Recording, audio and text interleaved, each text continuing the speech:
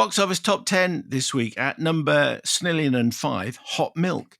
Kathy Atterin says, I thought the story was very complex and yet clear.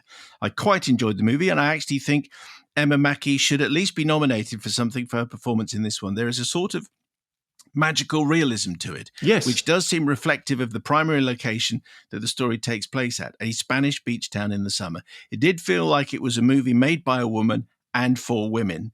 And then Kathy signs off by saying, loved it. But in the second paragraph, she says, I quite enjoyed the movie. Yeah. So she quite enjoyed it, but she also loved it. Anyway, that's Hot Milk. Yes, I mean, I liked it. I have seen some slightly sniffy reviews, but the main thing seems to be that it's an adaptation of a book in which there is a lot of description, and it's, people saying it's very hard to get that description on screen. I haven't read the book. I only have only seen the film, and having gone into it completely cold, I enjoyed it, and I liked the atmosphere of it. I liked the kind of broiling, repressed atmosphere of it, and I thought the performances were great. New entry at number Thristy Grumble. Happy Golden Sunshine on YouTube says, it is by no means my favourite Cronenberg feature, but perhaps the most personal of his, which in retrospect felt like a tremendous honour to watch, and what a tremendous cast to have guide us through. Cronenberg has the very best of visceral ideas. And Emil Studzinski says, but is it as good as Jurassic World Rebirth? I think that in whatever new cultural dark age we've entered, and as you'll realize as we go through this email, Emil thinks we're in a very dark age, Cronenberg's work might be one of the last discernible instances of genius in film. Despite the fact that his name has been superficially taken up in popular culture, audiences are less attuned to, willing to sit through, or able to decipher a film like The Shrouds than they have ever been, maybe in the history of the medium.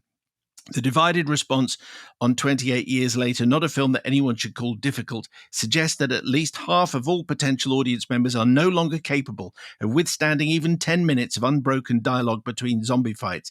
That being the case, when garbage like The Avengers and Jurassic Park Part 287,000 represent the entirety of popular taste in cinema, I guess people with functioning intellects should just be satisfied that Cronenberg has been able to make at least one more film, even as the intellectually accessible artistry that he represents continues to wither and die in favor of a cinema wholly oriented towards 5-year-olds, but which is consumed avidly by everyone, young and old alike. Yours sincerely. Wow. And so on. Okay. Anyway, I mean, that's The Shrouds. Yes. Well, it started as The Shrouds, and then it went off into State of the World. State of the World. I think I feel more positively about the state of the world and the state of cinema than you do. I'm not saying that I'm right. I just think that I think we're not quite in that terrible a position. I understand why The Shrouds has divided some people, because it's not a film that's asking to be loved by everybody. Also, I think that, as Cronenberg was saying in the interview that I did last week, quite often when you're dealing with a subject, when it is a subject, grief, with a very personal thing for him, the fact that there is humor in it just wrong foots people. They're not sure if they're allowed to find things in it funny. But I think the fact that Cronenberg is making a film as full of ideas now as he was when he was first making features, with Shivers and Rabid, I think his is one of the great auteur stories of modern cinema, and long may he carry on. I was really delighted that he said he is indeed working on a new film, hopefully, if he can get the financing for it. I don't think cinema audiences are quite as bad as that email would suggest. I understand that sometimes you can throw your hands up in exasperation, but The Shrouds was never going to be a film with a big, wide audience. But I don't think that's what it's trying to be. Let's zip on through to the number one. Number 10 is The Ballad of Wallace Island, which I liked very much, cost very little money, and has done very, very well. Number 9 is Sardar G3. Yes, not press screen. So if anyone has seen it, send us a review. Number 8 here, number 8 in America, Mission Impossible, The Final Reckoning. We'll be speaking to one of its stars later in this podcast. That's right, of course we will, yes. Well, first out, second out, third out, wow. 7 here, 7 in Canada, M3 Gun 2.0. It doesn't have the sort of the stripped down appeal of the first one. It's sort of crazy go nuts disco hits, But I enjoyed it. It's a mess, but I enjoyed it. Lilo and Stitch is at 6. I don't entirely know why it was necessary to do that with Lilo and Stitch, except for the box office. Elio is at 5. Which I like more than a lot of people. I mean, again, it's messy and it doesn't have any of the classic lines of the sort of classic animations that appeal across the board. But there were things in it that I thought were really impressively bonkers. Number 5 in America, number 4 in the UK, 28 years later. I had a conversation yesterday with a leading British film critic who was absolutely shocked to discover what the end of the film was about because he hadn't got that at all. So when in this conversation with James King, it wasn't James King. It wasn't James. Well, as I mentioned to you, Child 1 saw it and didn't get it either. So no, but this person is my age. Oh, okay. This person is my age. Which is no excuse. I mean, the clues are very evident. Anyway, I'm not interested in anyone else's opinions as a film critic other than yours, Mark. So thank you. Thank you. How to Train Your Dragon is at number 3 here and in Canada. Again, did we need to do it? No. F1 is at number 2. Brad Pitt smiles and goes fast. And Jurassic World Rebirth is at number 1. So of course, a couple of emails here. Well, actually just one. Owen in Plymouth. Just over 3 years ago, I went through a restructure at work, the result of which, not being what I would have liked, led to me going through some major mental issues with stress, depression, and a major burnout, where life's events exceeded my brain's ability to process things correctly. I also suffered from terrible social anxiety, which meant I did not go to the cinema for about 6 months. Then my local picture house had a 30th anniversary screening of Jurassic Park, and I forced myself to go, and it was like seeing the film for the first time again. I got lost in the awe and spectacle, absorbed into the world of wonder and majesty of seeing dinosaurs on the big screen.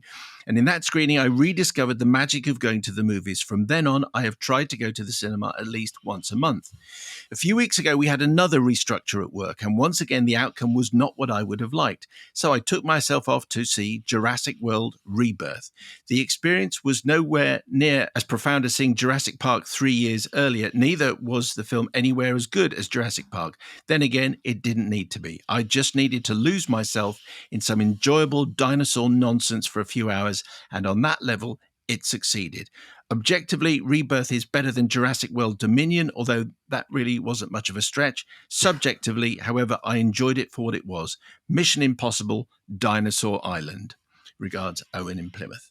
Owen, thank you. Well, happy customer. Yeah, and that, I think, is probably as good as it gets. As I said when I reviewed it last time, I think that Gareth Edwards has done the best possible job directing a script that is really, really lackluster and limp. And I think that when they say they were trying to get back to the spirit of the original, it's like, yes, but with none of the spirit of the original. But I think it's well directed because he really knows how to do visual effects within a sort of gritty world setting. I never felt engaged by it at all, but I sat in a cinema where it was, as I said, a premiere, so they were kind of primed to like it, with a bunch of people who really, really went along for the ride and whooped and cheered and roared in a way that I wish that I had been part of, but I wasn't. Ross on this email says, well, it's nearly not as poor as, while not nearly as poor as Locust World Dominion, I feel that my general sentiment for not only Rebirth but all Jurassic World movies can be summed up by one line from the youngest girl in this film. After being saved by Scarlett Johansson's team, the civilian family are on the boat, and the little girl says, I hate dinosaurs. I wish they'd never come back. Yes. My thoughts exactly. Yes. Although the $1 billion this movie will bring in will hopefully allow Gareth Edwards' next project to be something more interesting. Yes. So before you go, thank you very much indeed for watching this review, but it is only a small part of what we do. Ain't that right, Mark? A very small part. We do a weekly podcast from which these little tasters are taken when we review all the week's releases. And we talk through all of those releases in great detail and with great precision. And Simon interviews the biggest names from those releases.